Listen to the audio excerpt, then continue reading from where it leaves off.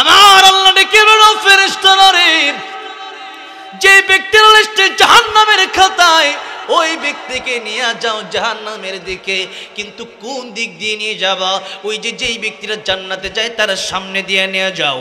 যে সময় তার সামনে দিয়ে নিয়ে যাবে, এমন সময় তাকায় দেখবে ওই ব্যক্তিকে দেখা যায় দুনিয়াতে বিপদের সময় যারে পানি পান করাইছিল। ডাক দিয়ে বলবেন, ভাই রে, ওই যে দুনিয়াতে তোমার পানি পান করাইছিলাম, আজকের কিয়ামতের কঠিন ময়দানে তুমি যাও জান্নাতে আর আমি যাই জাহান্নামে। আমার আল্লাহর একটা নিয়ম হলো, আমার আল্লাহ যাকে একবার জান্নাতের টিকিট দিবেন, আমার আল্লাহর কোনো দিন তার কাছ থেকে জান্নাতের টিকিট কেড়ে নিবে না। জোরে কোন সুবহানাল্লাহ। ও ভাই রে, দুনিয়াতে বিপদের সময় তোমার এক গ্লাস পানি পান করাইছিলাম, আজকের কিয়ামতের কঠিন ময়দানে আমি বড় বিপদে পড়েছি, তুমি কি পারো না আল্লাহর কাছে আমার জন্য একটু সুপারিশ করতে?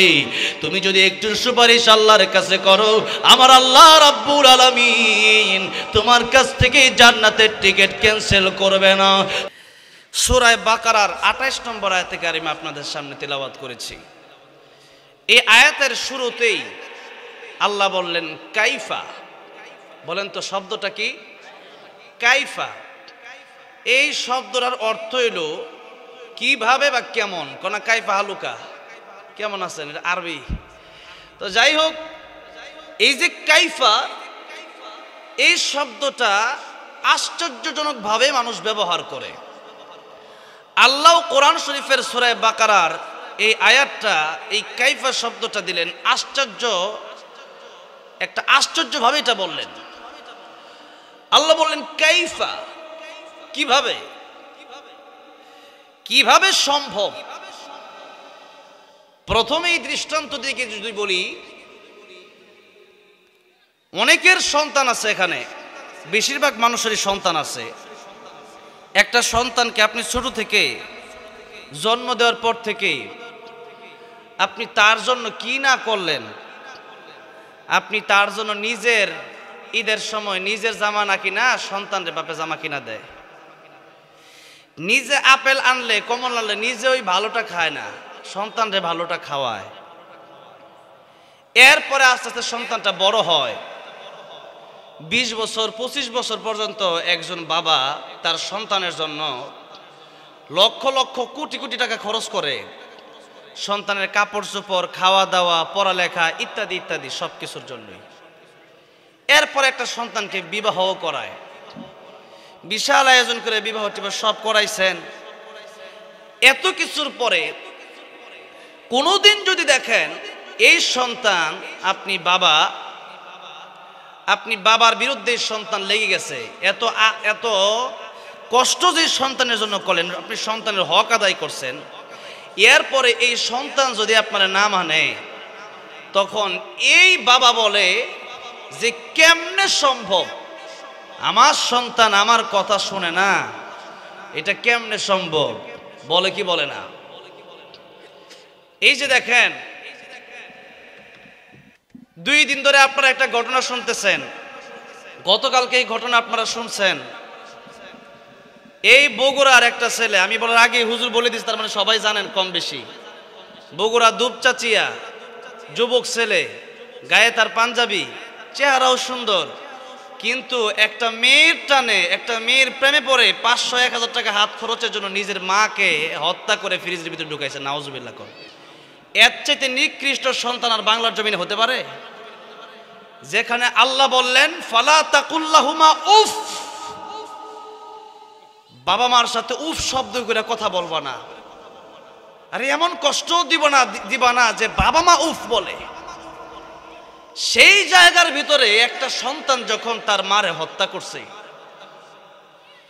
এই সন্তানটা তার মারে হত্যা করার পরে এই সন্তানটাই আবার বিচার চাইতেছে যে আপনারা বিচার করবেন, তদন্ত করেন। আল্লাহ তদন্ত বের করে দিচ্ছে, আল্লাহ ধরা খাওয়াই দিচ্ছে। এই যে দেখেন অবস্থাটা, এটা তো কিয়ামতের আলামত। এটা কি কিয়ামতের আলামত? এরকম জঘন্য ঘটনা যুগ যুগ ধরে আমরা শুনি না। এরকম ঘটনা এখন ঘটতেছে। যেই মায়ের দিকে একবার তাকালেই কবুল হজের সওয়াব। সুবহানাল্লাহ বলবেন না? সুবহানাল্লাহ। সাহাবী বললেন ইয়া রাসূল হাবিবাল্লাহ, মায়ের দিকে তাকালেই যদি কবুল হজের সওয়াব হয়, বাবার দিকে তাকালেই যদি কবুল হজের সওয়াব হয়, ওই জনম দুঃখিনী মা আর কলিজার বাবার দিকে যদি আমি 100 বার তাকাই, আমার আল্লাহকে আমার 100 বার কবুল হজের সওয়াব দিবে নাকি? আমার নবী ডাক দিয়ে বলেন, সাহাবী রে, একবার দুইবার 100 বার নয়, যতবার তুমি মার বাবার দিকে নেক নজর দিয়া তাকাবা, আমার আল্লাহ ততবার তোমার আমলনামায় কবুল হজের সওয়াব লিপিবদ্ধ করে দিবে। কবুল হজের সওয়াবে মিলে মাকে একবার দেখিলে, মা কেন এত দামি জানে না সকলে, মা কেন এত দামি জানে না সকলে, জানতো যদি পড়তো দেখে কোরআন হাদিস খুলে, জানতো যদি পড়তো দেখে কোরআন হাদিস খুলে। কবুল হজের সওয়াবে মিলে, মকবুল হজের সওয়াবে মিলে, মাকে একবার দেখিলে, মা কেন এত দামি জানে না সকলে, মা কেন এত দামি জানে না সকলে। ঠিক কিনা বলেন? যে মা জনম দুঃখিনী 10 মাস 10 দিন আপনাকে পেটের ভিতর ধারণ করলো, মা জনম দুঃখিনী, আপনি যখন মায়ের পেটের ভিতরে ছিলেন, আপনার মাথাটা ছিল নিচ দিকে আর পা দুইটা ছিল কলিজার দিকে। এক এক লাথি মেরেছেন, এক এক লাথির যন্ত্রণা মা সইতে পারে নাই। সেই জনম দুঃখিনী মা তখন চিন্তা করেছে, এখন যদি আমার হাতে বিষ থাকতো, এই বিষ পান করে আমি মরে যেতাম, আর জীবনে কোনোদিন বাচ্চা নেওয়ার কল্পনাও মা করে না। ওই জনম দুঃখিনী মা যখন তার সন্তানের সুন্দর চেহারাটা দেখে, আর যখন বাচ্চা কাঁদতে থাকে, তখন জনম দুঃখিনী মা সেই সমস্ত যন্ত্রণাগুলোর সাথে সাথে বলে যায়। যেই মা এত কষ্ট করলো আপনার জন্য, 2 বছর দুধ পান করাইলো, আপনি ঘুমাইছেন, আপনার মা আপনার জন্য ঘুমাইলো না, বলেন তো দেখি, সেই মায়ের দাম আল্লাহর পরে আছে না নাই? সেই মায়ের ব্যাপারে নবীজি বললেন, একবার তাকাইলেই কবুল হজের সওয়াব। এবার দেখেন, হজ করতে গেলে যেমন কিছু ইবাদত আছে দৈহিক, দেহের মাধ্যমেও ইবাদত আছে, আর্থিক ইবাদতও আছে। দেহের ইবাদত কোনটা? যেমন নামাজ। নামাজ যদি আপনি না পড়েন, আপনি যদি বলেন যে কিরে দোস্ত কেমন আছো? ভালো আছি। এই যে না, তোর 500 টাকা দিলাম, ফজর নামাজ আমি একদিনও পড়তাম না, তুমি পড়ে দিও প্রত্যেক দিন। বলেন, টাকার দাপটে কি নামাজের এই গুনাহ থেকে আপনি মুক্তি পাবেন? নামাজ না পড়ার গুনাহ থেকে? অথবা ফজর নামাজ পড়লে যে সওয়াবটা হলো, আপনি যদি টাকার গরম দেখায় বলেন যে আমার 50,000 আছে, আমি মাদ্রাসা দিয়ে দিলাম, ফজর পড়বো না, বলেন এই টাকার গরমে কি নামাজের সওয়াব আপনি পাবেন? কোনোভাবেই সম্ভব না। এটা হচ্ছে দৈহিক ইবাদত, এটা দেহের মাধ্যমে আপনাকে করতেই হবে, এটা টাকা দিয়ে সম্ভব না। নামাজ আপনাকে মসজিদে গিয়া জামাতের সাথে আপনাকে সশরীরে উপস্থিত হয়ে আদায় করতে হবে। ঠিক কিনা বলেন? আমাদের দেশে কিছু লোক আছে, এরা বলে বাউল শিল্পী, এরা ওয়াজও করে, আবার গানও গায়, আবার উল্টাপাল্টা কথাও বলে। এরা মাঝে মধ্যে বলে যে মনের নামাজ নাকি বড় নামাজ। নাউজুবিল্লাহ। মনের নামাজ যদি বড় নামাজ হয়, একটা কথা আপনারা শুধু বুঝবেন, মনের নামাজ যদি বড় নামাজ যদি বলে, তাহলে আমিও বলতে চাই মনের খাবার বড় খাবার। 3 দিন বট গাছের নিচে এদেরকে বেঁধে রাখা হবে, এরপর বলতে হবে যে এই যে 3 দিন বেঁধে রাখলাম, কোনো খাওন নাই, পানি নাই, হ্যাঁ তাড়াতাড়ি গলা শুকায় গেছে, পানি দাও, খিদার সুযোগ বাঁচতেছি না, তখন আপনি বলবেন কোনো খাও নাই, তুই মনে মনে খা। নামাজ যদি মনের নামাজ বড় নামাজ হয়, তাহলে খাওন তো মনের খাওন বড় খাওন তুই ও খাই ভাই এমনি দেহ দিয়া, মুখ দিয়া, জিব্বা দিয়া, আর আল্লাহর নাম জবান দিয়ে ডাকলে ওটা বুঝি মনে মনে চিন্তা করলে যাইব। তাহলে যেমনি ভাবে খাওয়া দাওয়া মনে মনে কলা খাইলে যেমন আসল কলা খাওয়া হয় না, ঠিক তেমনি ভাবে এই দেহের মাধ্যমে অন্তরে আল্লাহর ভয় নিয়ে নামাজ না পড়লে, মনে মনে নামাজ পড়লে ওইটা নামাজ হয় না। এবার আসেন এইটা হলো দৈহিক ইবাদত। আবার কিছু ইবাদত আছে আর্থিক ইবাদত, যেমন যাকাত। যাকাত যদি আপনি দেন, যাকাত আপনার টাকা আছে, ওই টাকা থেকেই যাকাত আপনাকে দিতে হবে। এবার আসেন, টাকা না দিয়া আপনি মনে করলেন যে এমনি মাঝে মাঝে 2-4 টাকা দান করে দিলাম, ওইটা যাকাত হয়ে যাবে, হবে? হবে না। বা দান সদকাই বলেন, দান সদকা করতে হলে একটা অর্থ দিতে হয়, যে 500 টাকা মসজিদ মাদ্রাসার লেগে দেন। তাহলে আপনি যদি কোন যে আপনি দিমুনে, অনেক লোক আছে কিন্তু কই দিমুনে, এরপরে আর দেয় না, আছে না নাই? ওয়াজের সময় কিছু দিমুনে, এরপরে মাসকে মাস দিয়ে খুঁজে পাওয়া যায় না। তো এইটা হইলো আর্থিক ইবাদত। তো নামাজ আপনাদেরকে বুঝাইলাম আর যাকাত আপনাদেরকে বুঝাইলাম। নামাজটা হইলো দৈহিক ইবাদত আর যাকাতটা হইলো আর্থিক ইবাদত। এখন দৈহিক এবং আর্থিক উভয়টার সমন্বয়ে একটা ইবাদত আছে, ওই ইবাদতের নাম হইল হজ। ওই ইবাদতের নাম কি? হজ করতে হইলে আপনাকে মনে রাখতে হবে আপনার দেহ সুস্থ থাকতে হবে। 2 নম্বরে আপনার টাকা পয়সা থাকতে হবে। আপনার টাকা নাই, হজ ফরজ হবে? অথবা আপনার টাকা আছে, আপনি এমন অসুস্থ যে দুটা পাওই নাই আপনার, অথবা আপনার হাত নাই, হজ করতে পারবেন না, তাহলে আপনার হজ ফরজ হবে না। দৈহিক আর্থিক এই দুইটারই সক্ষমতা লাগবে, তাতেই আপনার হজ ফরজ হবে, এছাড়া হজ ফরজ হবে না। এরপরে দেহ হইল আপনি সুস্থ। আবার এই যে এবার তো আমি হজে যাচ্ছি আলহামদুলিল্লাহ, হজে আমার তো আল্লাহ নিয়ে যাইতেছে, আমার আল্লাহ ফিরি লইয়া যায়। তো এখন সাধারণ মানুষ যদি 8-10 লাখ টাকা লাগে, লাগে না? 8-10 লাখ টাকা লাগে হজে যাইতে হইলে। তো এখন 8-10 লাখ টাকাও লাগে, আবার আপনার দেহও লাগে, দুইটা দিয়েই গেলেন কথার কথা। এরপরে হজ করলেন, হজ তো কবুল হইতেও পারে নাও, কথা কোন ঠিক না বেঠিক? কিন্তু জনম দুঃখিনী প্রাণ প্রিয় বাবার দিকে মায়ার নজর দিয়া যদি একটা নজর তাকাতে পারেন, আল্লাহ নবী বিশ্ব নবী রাহমাতুল লিল আলামিন বললেন, ও দুনিয়ার মানুষেরা, কবুল হজের সব আল্লাহ তোমাদের আমল নামায় দিয়ে দিবে। কি হজ? কবুল হজ। এবার চিন্তা করেন, বছরে কয়বার হজ করা যায়? হজ একবার, জিল হজ মাসে। বছরে একবার হজ করা যায়, তাও জিল হজ মাসে নির্দিষ্ট সময়ে। আগামী জিল হজ মাস শেষের আগে আগে আমি বাঁচবো কিনা জানি না, আপনি বাঁচবেন কিনা জানেন না, কিন্তু মা দরদি যখন বেঁচে আছে, প্রাণের বাবা যেহেতু বেঁচে আছে, ঘরের ভিতরে গিয়া একটা আপেল নিয়ে, একটা কমলা নিয়া, 1 কেজি আঙ্গুর নিয়া মায়ের সাথে দেখা করবেন। মা একটা হাসি দিবে, ওই মায়ের হাসির দাম কত? ওই যে আপনার সুন্দর চেহারা, আপনার আচরণে খুশি হইয়া মা হাসলো, মা খুশি হলো, এতেই আমার আল্লাহ রাব্বুল আলামিন আপনার কবুল হজের সব সাথে সাথে আমল নামায় লিখে দিবে। একদিনে আপনি 100 বারের বেশি 1000 কবুল হজের সব নিতে পারেন। আহারে, এই কথাগুলা বললে পরে এটা কি আমলের কথা না?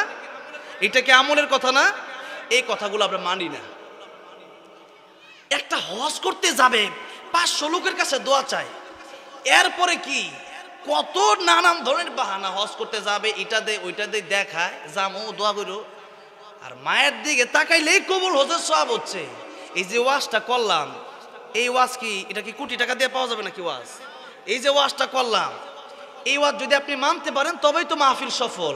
তাহলে আজকে থেকে এই যে কথাটা, এটা আপনি গুরুত্ব দিয়ে নেবেন, যে মা জনম দুঃখিনী, যেই মায়ের দিকে তাকালেই কবুল হজের সওয়াব।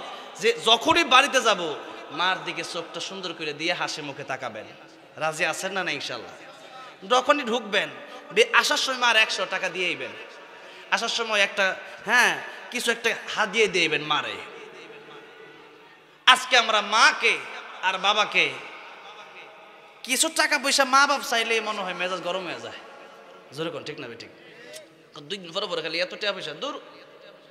আর আপনি আসলেন তার জন্য, আপনার জন্য সারা জীবন মা বাপ দিয়ে দিল, আর এখন আপনি কিছু টাকা দিতে গেলে পরে আপনার গায়ে লাগে।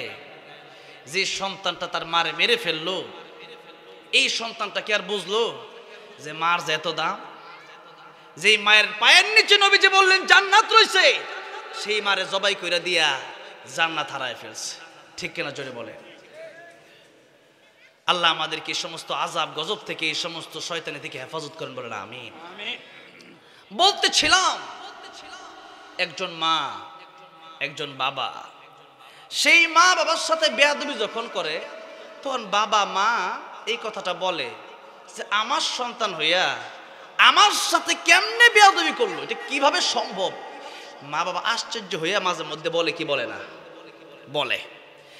ঠিক তেমনি ভাবে আল্লাহ রাব্বুল আলামিন সূরা বাকারার 28 নম্বর আয়াতে বললেন, কাইফা তাকফুরুনা বিল্লাহি ওয়া কুনতুম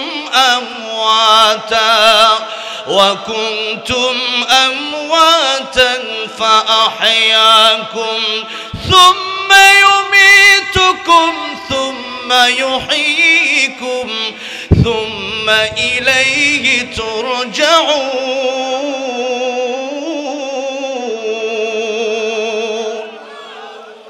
কাইফা তাকফুরুনা বিল্লাহ, আমি আল্লাহ মানুষকে বানাইলাম, মানুষকে তো আদর করলাম, এরপরেও মানুষ আমি আল্লাহর সাথে কিভাবে নাফরমানি করে, এটা কিভাবে সম্ভব? অথচ আমওয়াতা, মানুষ ছিল মৃত, ফাআহইয়াকুম, আমি আল্লাহ তাদেরকে জীবন দান করলাম। আল্লাহ রাব্বুল আলামিন বললেন, ছিলে মৃত, জীবন দিলাম আমি, সুতরাং গোলামিও হবে আমি আল্লাহর। কার গোলামি হবে? আল্লাহর। কেন হবে? যেহেতু জীবনটা দিছেই আল্লাহ। কে দিছে? এখন সাধারণত গার্মেন্টসে যদি কেউ চাকরি করে, সে যদি ঠিক মতো চাকরি না করে তারে কি বেতন দিবে? বেতন দেয় না। আর আমরা আল্লাহর গোলামি যে করব, ফজরের নামাজের সময় যখন ডাক দেয়, আসসালাতু খায়রুম মিনান নাওম,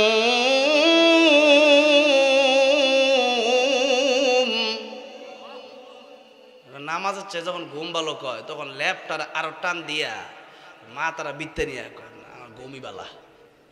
যখন ঠিক না ঠিক, মুয়াজ্জিন যে বলতেছে নামাজের ঘুম থেকে নামাজ ভালো, এটা তো এই জন্য বলতেছে যে ও দুনিয়ার মানুষেরা, এটা কিন্তু আমার কথা না, আমার আল্লাহর কথাটাই আমি বলতেছি। আসসালাতু খায়রুম মিনান নাওম যে বলতেছি, এটা কি মুয়াজ্জিনের কথা না আল্লাহর কথা? আল্লাহর কথা। আল্লাহর প্রতিনিধি হইয়া মুয়াজ্জিন মসজিদে বলতেছে আসসালাতু খায়রুম মিনান নাওম। আর আপনি যখন লেপ দিয়া উল্টা এই মাথা ঘুরে লইলেন, তখন বলেন আমার আল্লাহ কি দেখে কি দেখে না? আমার আল্লাহ তো দেখতেছেন। তখন আমার আল্লাহ কষ্ট পায় কি পায় না?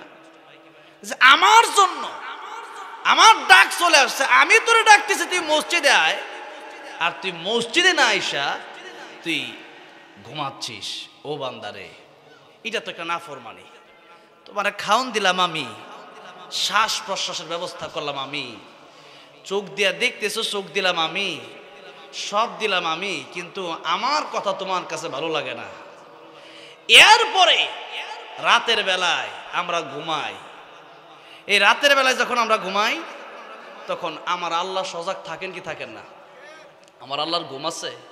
যখন আছে, আল্লাহু লা ইলাহা ইল্লা হুয়াল হাইয়ুল কাইয়্যুম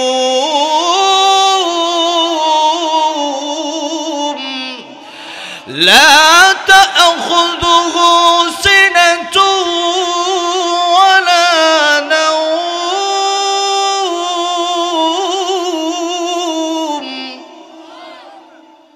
আল্লাহ এক, আল্লাহর কোনো শরীক নাই। আল্লাহ চিরঞ্জীব, আল্লাহ চিরস্থায়ী। আল্লাহ ছিলেন আগেও, এখনো আছে, ভবিষ্যতেও থাকবেন। কুল্লু মান আলাইহা ফান ওয়া ইয়াবকা ওয়াজহু রাব্বিকা যুল জালালি ওয়াল ইকরাম।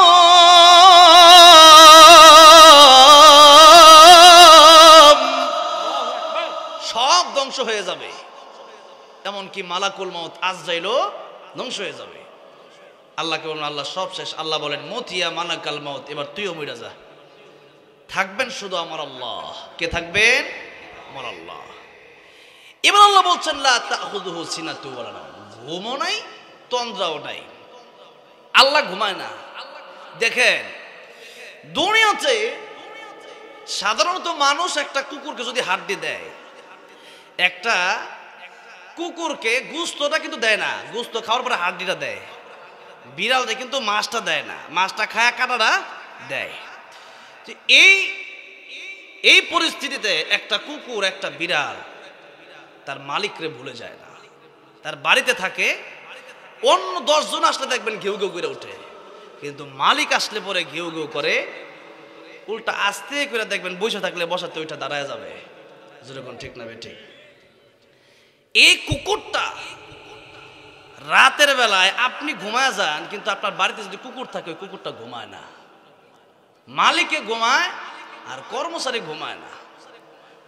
আর আল্লাহ নবন্দরে আমি আল্লাহ ঘুমাই না, আমি আল্লাহর তন্দ্রাও নাই। কেন নাই? অনেকগুলো ব্যাখ্যা, এটা আয়াতুল কুরসির ব্যাখ্যায় গেলে এটা আরেকদিন আলোচনা করবো না। এর একটা ব্যাখ্যা হইল যে আল্লাহ রাব্বুল আলামিনের দয়া মায়া বড় বেশি, আল্লাহর দয়া মায়া বড় বেশি। রাত বিরাইতে কত জায়গায় যায়, অনেক সময় নৌকা দিয়া যাচ্ছি কোনো জায়গায় নদীতে রাতের বেলায়, এখন ঝড় আসছে, নদীতে শুরু হয়ে গেল তুফান। লঞ্চের মানুষ হিন্দুরা ওই সময় আল্লাহরে ডাকে কি ডাকে না? হিন্দুরা আল্লাহ ডাকা শুরু করে দেয়। প্লেনে অনেক সময় কাঁপাকাঁপি শুরু হয়ে যায়, তখন প্লেনের ভিতরে সাদা খালি মুসলমানরা ডাকে না, তখন হিন্দুরাও আল্লাহরে ডাকে, কোন সুবহানাল্লাহ। তখন ভালো করেই জানে যে এই মূর্তি শুদ্ধি কাম হইব না। যেরকম ঠিক না বেটি? আল্লাহ বলেন ইন্নাল্লাযীনা তাদউনা মিন দুনিল্লাহি লা ইয়াখলুকু যুবাবান ওয়ালাউ ইজতামাউ লাহু ওয়া ইয়াসলুবহুমুয যুবাবু শাইআন লা ইয়াস্তানকিযুহু মিন ضعفাত الطالب والمطلوب।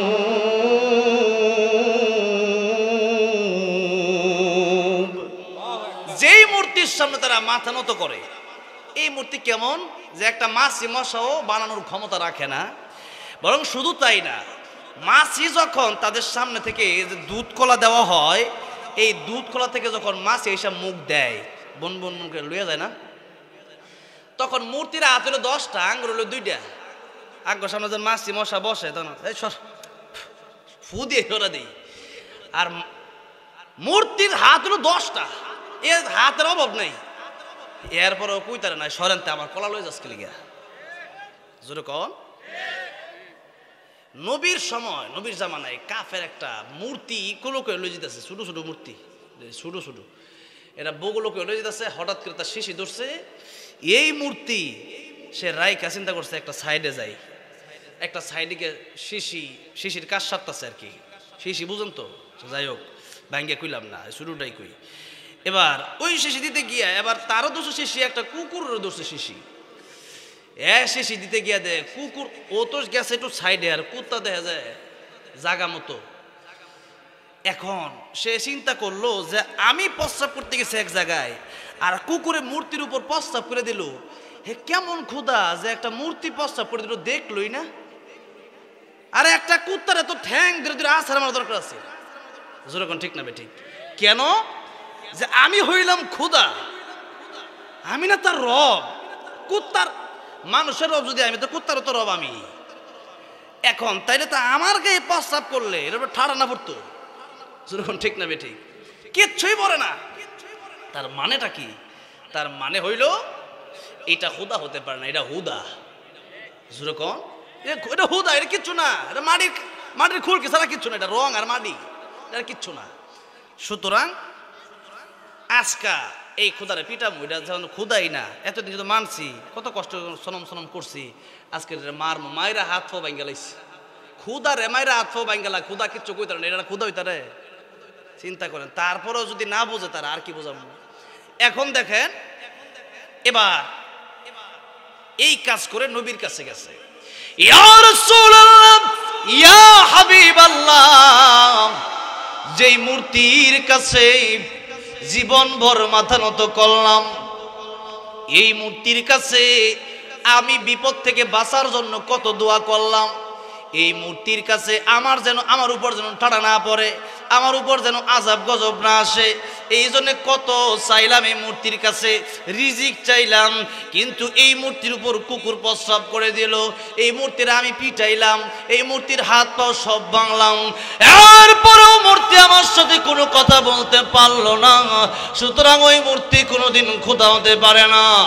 ইয়া রাসূলুল্লাহ, ইয়া হাবিবাল্লাহ, মনে পড়ে দেন লা ইলাহা ইল্লাল্লাহ, লা ইলাহা ইল্লাল্লাহু মুহাম্মাদুর রাসূলুল্লাহ সাল্লাল্লাহু আলাইহি ওয়াসাল্লাম। আমার ভাইরা, আমার মুরব্বি বাজিরা, তাহলে একটা মূর্তি কথাই বলতে পারে না, তার কাছে মাছি আসে, ওই মাছিটা সরাতে পারে না, এই জন্য হিন্দুরা বোঝে বিপদের সময় মূর্তির কোনো কাজ হবে না, ডাকতে হলে সে আল্লাহকেই ডাকতে হবে। আমার ভাইরা, আমার মুরব্বি বাবাজিরা, আজকে আমরা আল্লাহকে ডাকি, কিন্তু আল্লাহর সাথে আমরা শরীক করে ফেলি। আমাদের দেশে এমনও কিছু লোক আছে যারা আল্লাহর চাইতে তাদের নেতার নাম বেশি জপে। তাদের নেতার নাম তারা যেই পরিমাণ জপছে, এই পরিমাণ যদি আল্লাহর নাম জপতো, আমার মনে হয় তাদের জন্য জান্নাত ওয়াজিব হয়ে যেত। কিন্তু আজকে বড় আফসোসের বিষয়, নেতার নাম যতবার জপছে আল্লাহর নাম ততবার জপে নাই। এই জন্য যেই দলে আপনি করেন না কেন, আমি কোন দলের নাম নিচ্ছি না, তবে দলের প্রধান স্লোগান হবে নারে তাকবীর। যেরকম নারে তাকবীর, নারে তাকবীর। দলের প্রধান স্লোগান কি হবে? আল্লাহু আকবার। প্রধান স্লোগান কি হবে? আল্লাহু আকবার। এটাই হবে দলের প্রধান স্লোগান। যারা নেতা কর্মীরা আছেন তাদেরকে আমি বলে দিচ্ছি, আপনাদের কর্মীদেরকে আপনি শিখিয়ে দেন নারে তাকবীর, আল্লাহু আকবার। এই দল বিজয় হবেই হবে, কোনো সন্দেহ নাই। যারা আল্লাহর নাম নিয়ে ঘর থেকে বের হয়, যারা আল্লাহর নাম নিয়ে আন্দোলন শুরু করে দেয়, এরাই ইমানদার। আর ইমানদার যারা, তারা বিজয়ী হবেই হবে, এত কোনো সন্দেহ নাই। আমার ভাইরা, আমার মুরব্বি ওয়াজিরাম, এই জন্য বলতেছিলাম, এই দুনিয়াতে আমরা আল্লাহকে ডাকি, কাইফা তাকফুরুনা বিল্লাহ। আল্লাহ বললেন, ও দুনিয়ার মানুষেরা, আমি আল্লাহর সাথে তোমরা কিভাবে নাফরমানি করো। নাফরমানির এক নম্বর অর্থই হলো আমি আল্লাহর সাথে তোমরা কিভাবে শিরিক করো। শিরিকের ব্যাপারে আল্লাহ রাব্বুল আলামিন কোরআন শরীফের ভিতরে অসংখ্য অগণিত আয়াত নাযিল করলেন। আল্লাহ রাব্বুল আলামিন বললেন, ইন্নাল্লাহা লা ইয়াগফিরু আন ইউশরাকা বিহি ওয়া ইয়াগফিরু মা দুনা যালিকা লিমান ইয়াশা ওয়া মান ইউশরিক বিল্লাহি ফাকাদ ইফতারা ইসমান আযীমা। কিয়ামতের ময়দানে আমি আল্লাহ চাইলে তোমাদের জিন্দেগীর গুনাহগুলি maaf করে দেব। যদি আমাদের গুনার দিকে আমরা তাকাই, আমরা কি জান্নাতে যেতে পারবো নাকি? কিন্তু নবীজির একটা হাদিস আপনাদেরকে শোনাচ্ছি, ভালো করে শুনেন। নবীজি বলেন, কিয়ামতের ময়দানে আমার আল্লাহ তো রহমান, আমার আল্লাহ তো রহিম, আমার আল্লাহ গফফার, আমার আল্লাহ দয়াবান। এই জন্য এক একটা ছোট্ট ছোট্ট আমল দেখে আমার আল্লাহ রাব্বুল আলামিন উসিলা বানায় বানায় জান্নাতের মেহমান বানায় দিবেন। কিয়ামতের ময়দানে আল্লাহর দুইজন বান্দার সাথে একজন আরেকজনের সাথে দেখা হবে, আল্লাহ দেখা করায় দিবেন। কিভাবে? একটু শোনেন, হাদিস শরীফের ভিতরে আসছে, দুনিয়াতে মরুভূমির ভিতরে একজনের কাছে পানি আছে, একজনের পানি নাই। যেই ব্যক্তির কাছে পানি আছে সেই ব্যক্তির কাছে এক বোতল পানি আছে, একটু পরে তারও লাগতে পারে। যার কাছে পানি নাই সে এসে পানি চাইলো, আমার কি একটু পানি দেওয়া যায়, আমার বড় পিপাসা লাগছে, আমি বড় তৃষ্ণার্ত, আমার কি একটু পানি দেওয়া যায়। যেই মাত্র বলেছে এমনি তারে পানিটা দিয়ে দিল। দয়াময় যেই যে হলো, কিয়ামতের ময়দানে যেই ব্যক্তি পানি দিছে ওই ব্যক্তি দেখবে তার লিস্টটা জাহান্নামের খাতায়, আর যেই ব্যক্তিকে পানি পান করানো হয়েছিল ওই ব্যক্তি তাকায় দেখবে তার লিস্টটা জান্নাতের খাতায়।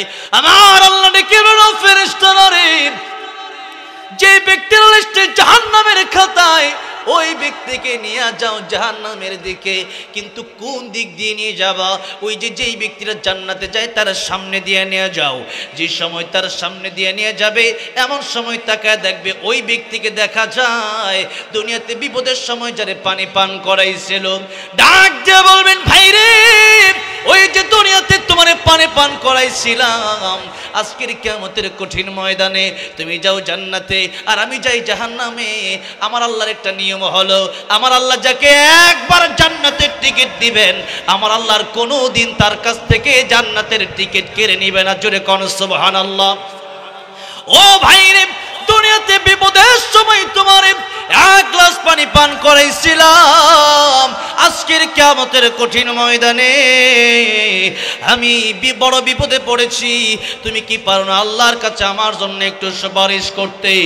তুমি যদি একটু সুপারিশ আল্লাহর কাছে করো, আমার আল্লাহ রাব্বুল আলামিন তোমার কাছ থেকে জান্নাতের টিকিট ক্যান্সেল করবে না, তোমার টিকিট যেহেতু বাতিল হবে না। তুমি কি পারো না আমার জন্য আল্লাহর কাছে একটু সুপারিশ করবে? এমন সময় লোকটা বলবে, হ্যাঁ, তুমি তো দুনিয়াতে বড় বিপদের সময় আমার উপকার করেছিলে, আজকের কিয়ামতের কঠিন ময়দানে তোমারে কি আমি একটু উপকার করতে পারি না? আল্লাহ তাআলা এই লোকটা দুনিয়াতে বড় বিপদের সময় আমার এক গ্লাস পানি পান করেছিল, আল্লাহ রাব্বুল আলামিন তুমি কি পারো না আজকে আমার সাথে তারেও জান্নাতের মেহমান বানাতে? আমার আল্লাহ ডাক দিয়ে বলবেন, ও আমার বান্দা, দুনিয়াতে যেহেতু তার উপকার করেছিলে আমি আল্লাহ রাব্বুল আলামিন সেই দিনের কথা আমি ভুলি নাই। ওই দিন যেহেতু তোর দয়ামায়া হয়েছিল, আমি আল্লাহর দয়ামায়া তার চাইতে কোটি কোটি গুণ বেশি আমি আল্লাহ তোর সামনে তার উপস্থিত করলাম এই জন্য যাতে করে তুই তার কথা বলিস। ও বান্দারে, আমি আল্লাহ রহমান, আমি আল্লাহ রহিম, আমি আল্লাহ গফফার। ও বান্দারে, আজকে তোর সুপারিশ আমি আল্লাহ মঞ্জুর করে নিলাম। তাহলে শুধু তুই একা না, তোর সাথে আমি আল্লাহ রাব্বুল আলামিন ওই বান্দা তোর এই দুনিয়াতে পানি পান করানোর কারণে, এক গ্লাস পানি পান করানোর কারণে আজকে কিয়ামতের ময়দানে তারে আমি আল্লাহ মাফ করে দিলাম। বিনিময়ে তোর সাথে আমি আল্লাহ রাব্বুল আলামিন জান্নাতের মেহমান বানিয়ে দিলাম। আর তো জোরে কোন সুবহানাল্লাহ। আমার ভাইরা, আমার মুরব্বী বাবাজিরা, এক গ্লাস পানি পান করানোর বিনিময়ে যদি কোনো মানুষকে আল্লাহ জান্নাত দেয় তাহলে বোঝা গেল জান্নাতে যাওয়ার জন্য বলেন তো কয়টা নেকির প্রয়োজন? একটা। জোরে কোন কয়টা? একটা। আবার জাহান্নামে যাওয়ার জন্য কয়টা গুনাহ প্রয়োজন? একটা। একটা গুনাহ, একটা আমলের কারণে আপনি জান্নাতে যেতে পারেন, আবার একটা গুনার কারণে আপনার ঠিকানা হবে জাহান্নাম। এই জন্য আমি বলেছি যে আমল, নেক আমল এটা যদি ছোট হয় এটা ছাড়া যাবে না, আর গুনাহ যদি ছোট হয় এটা করা যাবে না। আমার ভাইরা, আমার মুরব্বী বাবাজিরা, যেই কথা বলছিলাম, কিয়ামতের ময়দানে আল্লাহ উসিলা দেখে দেখে এক একজন মানুষকে জান্নাতের মেহমান বানায় দেবে। তাহলে আজকে আমরা যারা এখানে বেঁচে আছি, এখন আপনাদের সামনে এই কথাটা বলার উদ্দেশ্য হলো এটা যে আল্লাহ বললেন, ইন্নাল্লাহা লা ইয়াগফিরু আন ইউশরাকা বিহি ওয়া ইয়াগফিরু মা দুনা যালিকা লিমান ইয়াশা। আমি আল্লাহ চাইলে কিয়ামতের ময়দানে তোমাদের সব গুনাহ মাফ করে দেব। বলেন সুবহানাল্লাহ। আল্লাহ বলেন মাফ করে দিবেন, কিন্তু আল্লাহ বললেন শোনো, লা ইয়াগফিরু আন ইউশরাকা বিহি, আমি আল্লাহ চাইলে সব গুনাহ ক্ষমা করে দেব।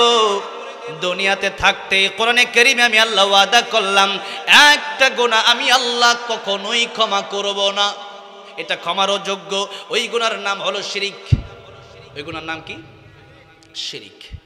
সূরা লোকমান কোরআন শরীফে 8 জন ব্যক্তির নামে সূরা এসেছে। এর মধ্যে 6 জন হলো নবী আর 2 জন হলেন ওলি। এক নম্বর একজন মহিলা ওলি আর একজন পুরুষ ওলি। মহিলা ওলির নাম মারিয়াম আলাইহিস সালাম আর পুরুষলীর নাম লোকমান হাকিম। লোকমান হাকিম আলাইহিস সালাম, ওনার নামে আল্লাহ 21 নম্বর পাড়ায় সূরা নাজিল করলেন। লোকমান আলাইহিস সালাম ছিলেন বড় কালো। কি ছিলেন? বড় কালো, কিন্তু লোকটা ছিলেন বড় ভালো। আজকে আমরা চেহারা যত সুন্দর, মানুষ কিন্তু তত সুন্দর না, ঠিক এরকম। এই ছেলের চেহারা কত সুন্দর, কিন্তু মারে মাইরা লাইছে। এই চেহারাতে লাভ আছে? লাভ নেই। আল্লাহ ডাক দিয়ে বললেন, চেহারা কালো আর ডলার দাম আমি আল্লাহর কাছে নাই। মানুষ লম্বার খাটোর দাম আমি আল্লাহর কাছে নাই। দুনিয়ার গরিবের দাম আমি আল্লাহর কাছে নাই। বংশ বেশি ভালো আর বংশ বেশি উচ্চ অথবা নিচু, এটার দাম আমি আল্লাহর কাছে নাই। ইন্না আকরামাকুম ইনদাল্লাহি আতকাকুম, আমি আল্লাহর দাম আমি আল্লাহর কাছে তার দাম সবচেয়ে বেশি যার অন্তরে তাকওয়া আছে। যার অন্তরে কি আছে? যাদের হৃদয়ে আছে আল্লাহর ভয়, তারা কভু পথ ভুলে যায় না। আল্লাহর প্রেম ছাড়া এই দুনিয়ায় কারো কাছে কোনো কিছু চায় না।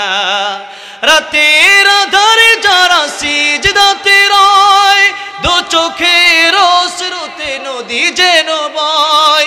ছলনার হাত ছানি যতই আসুক, পেছনে ফিরেও তাকায় না। যাদের হৃদয়ে আছে আল্লাহর ভয়, তারা কভু পথ ভুলে যায় না। আল্লাহর প্রেম ছাড়া এই দুনিয়ায় কারো কাছে কোনো কিছু চায় না, ঠিক কি না? এই জন্য আল্লাহরে ভয় করেন।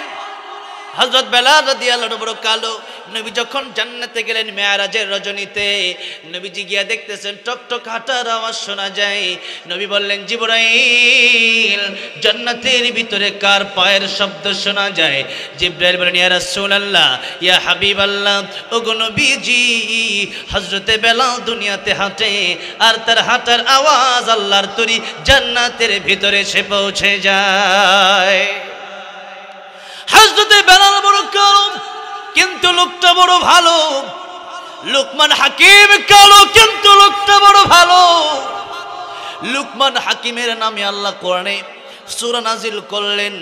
ওই সূরাতে আল্লাহ যে শব্দগুলো, যে কথাগুলো তার সন্তানকে তিনি বললেন, তার প্রথম কথাই হলো, ওয়াইদ ক্বালা লুকমানু লিবনিহি ওয়া হুয়া ইয়াইযুহু ইয়া বুনাইয়া লা তুশরিক বিল্লাহ ইন্নাশ শিরকা লাযুলমুন আযীম।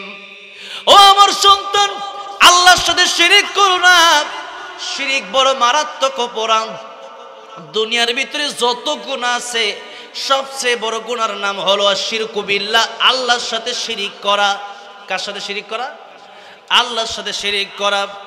এবার আসেন, এই শিরিকের গুনাহ যদি কোন আল্লাহর আয়াতের ভিতরে বললেন, ও দুনিয়ার মানুষেরা, শিরিক যদি করো, ওয়ামান ইউশরিক বিল্লাহ ফাকাদ হারামাল্লাহু আলাইহিল জান্নাহ ওয়া মাওয়াহুন নার, জান্নাত তোমার জন্য হারাম হয়ে যাবে আর জাহান্নাম তোমার জন্য ওয়াজিব হয়ে যাবে। এই জন্য শিরিকের ব্যাপারে ভালো করে শুনেন। আয়াতে আল্লাহ রাব্বুল আমিন বলছেন, লা ইন আশরাকতা লা ইয়াহবাতান্না আমালুক ওয়া লা তাকুনান্না মিনাল খাসিরিন। আল্লাহ নবীকে বলেন, ওগো নবীজি, শিরিক এটা যদি আপনি করেন, তাহলেও আপনার পূর্বে যত আমল ছিল আমি আল্লাহ সব আমল বরবাদ করে দেব। যদি কি থাকে? শিরিক থাকে। অনেক গুনাহ তো জীবনে করেন, তবে যদি কোনো কারণে শিরিক করেন আর শিরকে যদি কবরে যান, এক নম্বরে আপনার সমস্ত আমল বরবাদ। আপনি হজ থেকে আসলেন, আপনি আপনার টাঙ্গাইল আসার পরে হঠাৎ করে ফজরের নামাজটা কাজা হয়ে গেল, পড়তে পারলেন না। এখন বলেন, আপনার হজ কি বাতিল হবে? হবে না। আপনি নামাজ পড়লেন, বাজারে গিয়ে কোনো একটা মিথ্যা কথা বলেই ফেলছেন, তাহলে আপনার কি নামাজ বাতিল হয়ে যাবে নাকি? নামাজ কিন্তু বাতিল হবে না, মিথ্যার জায়গায় মিথ্যার গুনাহ হবে। এবার আসেন, শিরিক যদি করেন, পূর্বে যা ইবাদত করেছেন সব ইবাদত আল্লাহ বলেন বাতিল, বন্ধ হয়ে যাবে, শেষ হয়ে যাবে, নষ্ট হয়ে যাবে। আমার ভাইরা, আমার মুরব্বিবাজ, 2 নম্বর কথা হচ্ছে আল্লাহ রাব্বুল আলামিন বললেন কিয়ামতের ময়দানে, দুনিয়ার কথা ভিন্ন, দুনিয়াতে তওবা করলে কাফের মুশরিকরা আল্লাহ মাফ কইরা দিবেন, কিন্তু কিয়ামতের ময়দানে আপনার অনেক গুনাহ আছে, এরপরেও আল্লাহর ইচ্ছা হইছে আল্লাহ সব মাফ করে দিবে, কিন্তু শিরিক যদি কোনো কারণে থাকে আল্লাহ মাফ করবে না। আমার ভাইরা, আমার মুরব্বিবাজ, 3 নম্বর লাস্ট কথা হচ্ছে আমাদের সফলতার ব্যাপারে আল্লাহ রাব্বুল আলামিন কোরআন শরীফে আয়াত নাজিল করেছেন, ফামান যুহজিহা আনিন নারি ওয়া উদখিলাল জান্নাতা ফাকাদ ফাজ ওয়া মাল হায়াতুদ দুনিয়া ইল্লা মাতাউল গুরুর। আল্লাহ পাক বললেন, ও দুনিয়ার মানুষেরা, সফলতা কোন জায়গায়? যারা জাহান্নামের আগুন থেকে বেঁচে জান্নাতে যেতে পারবে, এরাই হবে প্রকৃতপক্ষে সফল কাম। এরা কি সফল কাম? বাড়ি গাড়ি, ব্যাংক ব্যালেন্স, জমি জায়গা আর অনেক কিছুই হবে, কিন্তু এগুলোর নাম সফলতা আল্লাহ বলেন নাই। আল্লাহ বললেন ওয়া উদখিলাল জান্নাহ, জান্নাতে যদি প্রবেশ করতে পারো এটাই হবে তোমার জন্য সফলতা। সুতরাং কিয়ামতের ময়দানে কেউ যদি জাহান্নামের আগুনে জ্বলে, আর জাহান্নামের আগুন যদি তার জন্য ওয়াজিব হয়ে যায়, আর যদি জান্নাত তার জন্য হারাম হয়ে যায়, তাহলে বলেন তো এর চাইতে কষ্ট আর কিছু হতে পারে নাকি? এর চাইতে কষ্ট আর কিচ্ছু হতে পারে না। এই জন্য শিরক যদি আপনার অন্তরে থাকে, আপনার জবানে থাকে, আপনার কাজে কর্মে থাকে, তাহলে সেই শিরক এখনই ছেড়ে দেওয়ার দরকার আছে না নাই? শিরিক করা যায় 3 ভাবে। কয় ভাবে? 3 ভাবে। 1 নম্বরে আপনার অন্তর দিয়ে আপনি শিরিক করবেন। মানুষের অন্তর দিয়ে মানুষ শিরিক করে। কিভাবে? যেমন আপনি মনে করলেন, মনে মনে ভাবলেন আর কি, যে আমার আল্লাহ বাচ্চা দিতে পারে, সন্তান দিতে পারে, আর আমার বাবাও সন্তান, পীর বাবাও সন্তান দিতে পারে। এই কথা যদি আপনি চিন্তা করেন শুধু, এটা কি হবে? শিরিক হবে। 2 নম্বরে আপনি যদি জবান দিয়ে শিরিক করেন, যেরকম জবান দিয়া আপনি ডাইরেক্ট পীর বাবার কাছে চাইলেন, পীর বাবা আপনি আমার সন্তান দেন।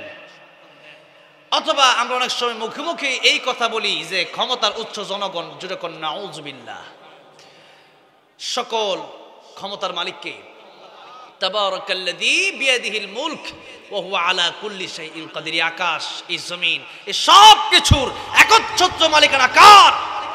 আল্লাহ।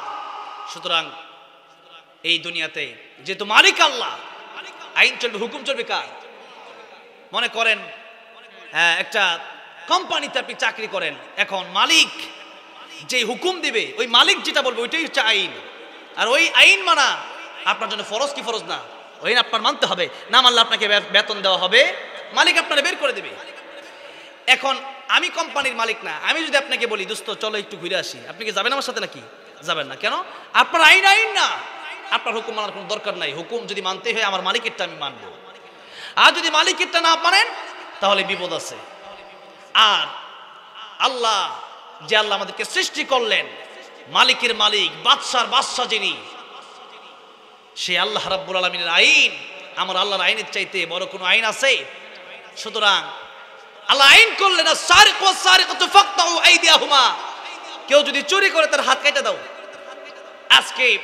আজ থেকে আরো 10 বছর 20 বছর আগে যদি আইন চালু হতো বাংলার সংসদে, তাহলে আপনারা কি মনে করেন এই দেশে যে স্বৈরাচার হাসিনা সহ আর যারা আছে, যারা চুরি করে কোটি কোটি টাকা যারা দিল্লিতে নিয়ে গেল, এরা কি চুরি করার সাহস পেত? এরা চিন্তা করত চুরি করলে হাত কেটে দেওয়া হবে। আর আজকে যারা চোর, এরা চোরের বিচার করবে কি? হ্যাঁ, যদি বিচারক নিজেই হয় চোর, তাহলে সেই বিচারটা করবে কি? রশি দিয়ে যদি আমারে বাঁধেন, রশি যদি দোষ করে রশিরে বাঁধবে কি? হ্যাঁ, এই জন্য আজকে চুরির বিচার আমার দেশে নাই। আজকে বিয়ে করার পর পরকে আছে না নাই? অভাব নাই। বিয়ে করার পরেও জিনা, এই জিনার শাস্তি হলো তারে মাটিতে গেড়ে এরপরে তার পাথর মারতে মারতে তাকে মেরে ফেলতে হবে, শেষ করে দিতে হবে তারে। এই শাস্তিগুলো কি আছে নাকি আমাদের দেশে? তো এগুলো শাস্তি যদি আজকে বাংলাদেশে থাকতো, একজন চুরি করার পরে যদি বাইতুল মোকাররম ঢাকায় সময় টিভি, যমুনা টিভি আর যত টেলিভিশন নিউজগুলো আছে তাদেরকে নিয়ে যদি সবার সামনে, লক্ষ জনতার সামনে একটা চোরের হাত কেটে দেওয়া হতো, বলেন দেশে কি চোর থাকতো? আজকে দেশে চোর আছে না নাই? ডাকাত আছে না নাই? দিন দুপুরে ডাকাতি হয়, দিন দুপুরে রাস্তা আটকে আছেন, জ্যামে পড়বেন, ডাকাতেরা এসে বলবেন যা আছে শব্দে। চিন্তা করে দেখেন, আল্লাহর কোরআনের আয়াতের আইনগুলো যদি আগেই বাস্তবায়ন হয়ে যেত, আজকে বাংলাদেশে খুন খারাপি দেখা লাগতো না, আজকে বাংলাদেশে রাহাজানি দেখা লাগতো না, চুরি ডাকাতি দেখা লাগতো না, জিনা দেখা লাগতো না। আজকে বাংলাদেশে সবকিছু, সব অশান্তি দূর হয়ে যাবে, শান্তি আসবে যদি মাত্র একটা রাজ আপনি কায়েম করতে পারেন, সেটা হচ্ছে কোরআনের রাজ। এটা কিসের রাজ? আল্লাহর কোরআন রাজ যদি বাংলাদেশ কায়েম করতে পারেন, না চুরি ডাকাতি থাকবে না, জিনা থাকবে না, পরকিয়া থাকবে না। আর আজকে আল্লাহর কোরআন বাদ দিয়ে শান্তি চান, শান্তি কশিন কালেও আসা সম্ভব না। সম্ভব নাকি? সম্ভব। এই জন্য আল্লাহ রাব্বুল আলামিন বললেন, যারা আল্লাহর আইন বাদ দিয়া অন্য কারো গোলামি করতে চায়, শিরিক কিভাবে হয় দেখেন। বাংলাদেশের ভিতরে হাজার হাজার মূর্তি স্থাপন করলো, এরপরে কলেজ ইউনিভার্সিটির সোনার সন্তান যাদেরকে বলেন, সেই সন্তানগুলো দিয়ে নেতারা যায় তাদের সামনে মাথা নত করে, মূর্তির সামনে পর্যন্ত মাথা নত করিয়ে দিয়েছে। যার কারণে ইন্ডিয়া রিপাবলিক বাংলা চ্যানেল, এই চ্যানেলের সাংবাদিকরা যখন এই বাংলাদেশের জনগণ মূর্তি ভাঙা শুরু করলো, তখনই তারা খেপে গেল যে বাংলাদেশের মুসলমান, আমরা তো ডাইরেক্ট শিরিক করি, আর তাদেরকে ইনডাইরেক্ট শিরিক করাতে চাইছিলাম, তাদের মূর্তি দিয়ে, তাদের বাপদাদার মূর্তি দিয়ে সিজদা করাতে চাইছিলাম, কিন্তু তারা তা করে নাই। আজকে আমাদের প্ল্যান সব মাটি হয়ে গেছে। এই জন্য তারা বলতেছে ডক্টর ইউনূস ওইটা করে কেন, ওইটা কেন শুরু পোড়াবাড়ি কি শুরু করছে বাংলাদেশে, দেখেন বাংলাদেশ ধ্বংস হয়ে যাচ্ছে। এই সমস্ত কথাবার্তা ওই ইন্ডিয়ার সাংবাদিকরা আমাদের বিরুদ্ধে বলতেছে। আমাদের দেশ, আমাদের কোনো সমস্যা নাই, আর তাদের কাছে সমস্যার অভাব নাই। আজকে নিজের সন্তান নিয়ে কথা বলে না, কিন্তু সৎ মা দেখবেন আদর করে অন্যটার। কি সমস্যা? কি সমস্যা? হলো এটা যে আমার সন্তান বড় হয়ে হাঁটবে, আর সেই জন্য হাঁটতে না তারা একবারে পঙ্গু করে দিতে চায়। আজকে বাংলার জনগণকে তারা একদিকে শিরিক করে না, আরেক দিকে শিরিক করানোর জন্য তারা পাগল পারা হয়ে গেছে। আজকে তাদের প্ল্যান মাটি হয়ে গেছে। কষ্ট তো লাগবেই আমার ভাইরা, আমার মুরব্বিবাজিরা। আমরা ইনডাইরেক্টলি কত শিরিক করছি আজকে আমরা জানিও না। আল্লাহ যেটা দিতে পারে, দুনিয়ার কোন পীর বাবা সেটা দিতে পারে না, দুনিয়ার কোন নেতা সেটা দিতে পারে না। এই যে মাহফিলে বসে আছেন শত শত লোক আমার সামনে, আমিও আপনাদের সামনে বসে আছি, বলেন তো দেখি একেরে যদি আজকে কেউ মারা যায়, স্টেজের ভিতরে আমি মারা যেতে পারি কি পারি না? আপনারা মারা যেতে পারেন কি পারেন না?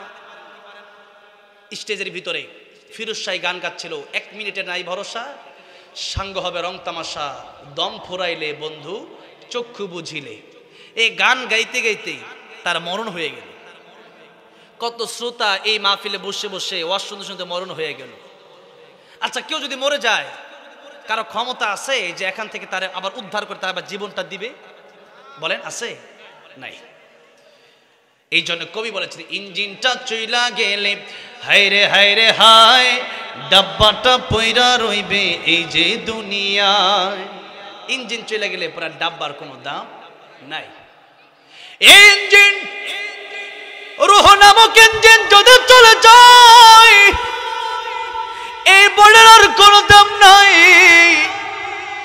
যে স্ত্রী ছাড়া আপনি ঘুমাতে পারেন না, যে স্ত্রী আপনাকে ছাড়া ঘুমাতে পারে না, আপনার টাকার বাড়ি গাড়ি অর্থ করি সম্পদের অভাব নাই, কিন্তু আপনার খালি বডি আর ঘরের ভিতরে রাখা হবে না, বরং আপনার লাশটা বাইরে রেখে দেওয়া হবে।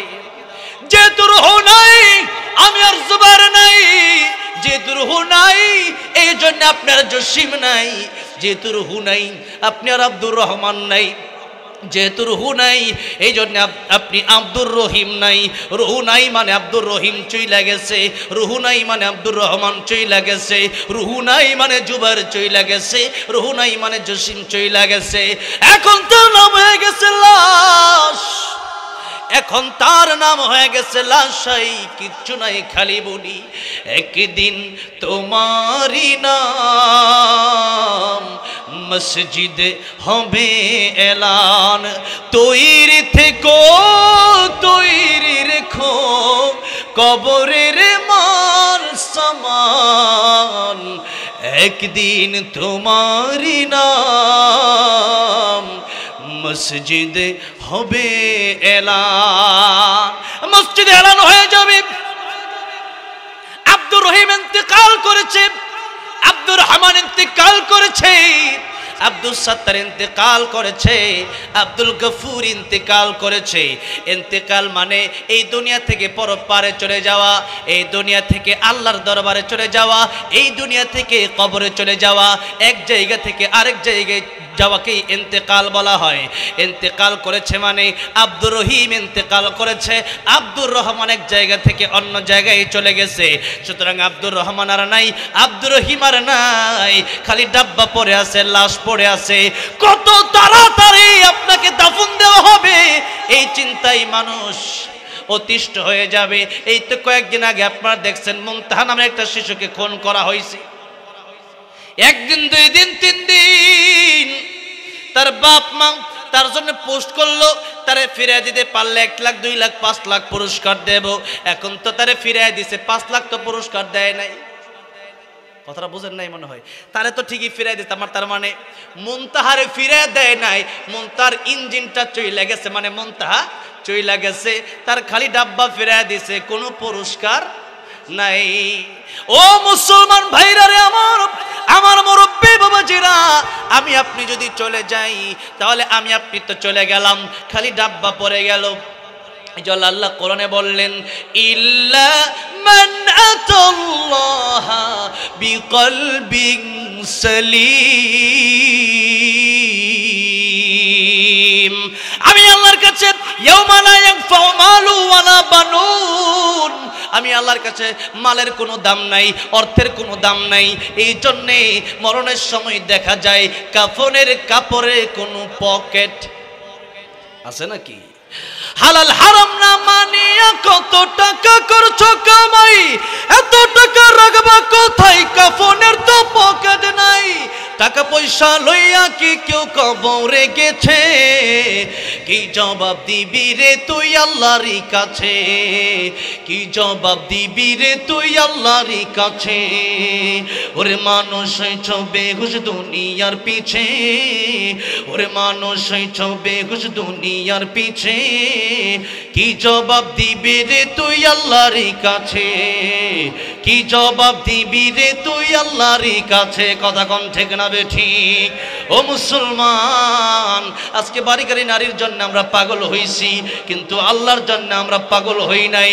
আল্লাহ বলেন ফামান কানা ইয়ারজু লিকা রাব্বিহি ফালইআমাল আমালান সালিহা ওয়া লা ইউশরিক বিইবাদাতি রাব্বিহি আহাদা। নেক আমল নিয়ে আসো, শিরিক মুক্ত ঈমান আমি আল্লাহর কাছে নিয়ে আসো। আমি আল্লাহ রাব্বুল আমিন তোমাদের সাথে দেখা করব, আমি আল্লাহর দিদার তোমাদের নসিব হয়ে যাবে। জোরে কোন সুবহানাল্লাহ। ও মুসলমান, আল্লাহ বললেন ওয়া কুনতুম আমওয়াতান ফাআহইয়াকুম সুম্মা ইউমিতুকুম সুম্মা ইউহয়িকুম।